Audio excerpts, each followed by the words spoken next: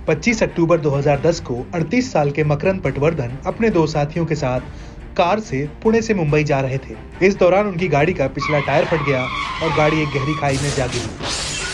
मकरंद की मौके पर ही मौत हो गई। मकरंद के पास न्यू इंडिया इंश्योरेंस कंपनी के इंश्योरेंस पॉलिसी थी। उनके परिवार वालों ने कंपनी के पास मुआवजे के लिए अप्लाई किया। इंश्योरेंस कंपनी ने कहा कि टायर फटना तो एक्ट ऑफ गॉड है और इस आधार पर मुआवजा देने से इनकार कर दिया।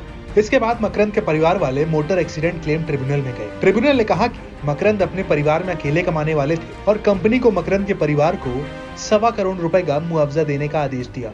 इस आदेश के बाद कंपनी बॉम्बे हाई कोर्ट पहुंची, जहां जस्टिस एसडी डीगे ने कंपनी की अपील खारिज कर दी है और अब बॉम्बे हाई कोर्ट ने टायर फटने को एक्ट ऑफ गॉड बताकर मुआवजा देने से इंकार करने वाली इंश्योरेंस कंपनी को बड़ा झटका दिया है।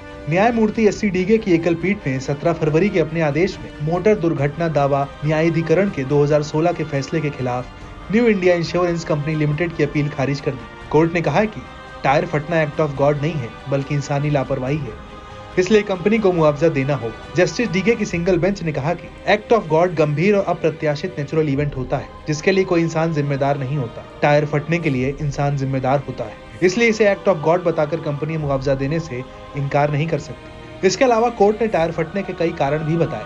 कोर्ट ने कहा कि हाई स्पीड, टायर में हवा कम या ज्यादा होने पर, तापमान ज्यादा होने या टायर पुराने होने से टायर फटने की घटनाएं हो सकती हैं, इसलिए इंसानी लापरवाही है।